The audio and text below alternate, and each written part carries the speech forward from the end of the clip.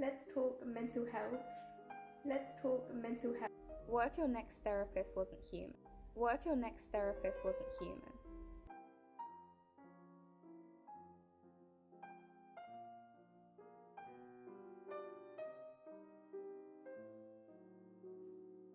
What's going on? Hi. Hi? How are you feeling today? I'm not feeling that great. Rate your mental health from 1 to 10. It's like a 3. But isn't it bad to use AI for my mental health? Yeah, I agree. AI can't understand people like humans can do. I disagree. AI can actually help doctors find diseases and treatments faster.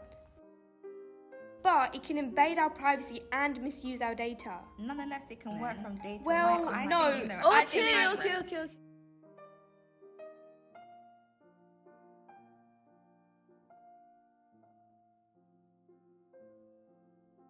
If you're struggling, please reach out to anyone in the UEA Wellbeing team at the Docklands and Stratford campus, or if you're not comfortable speaking to someone, there are mental health apps available such as Mindme or Headspace.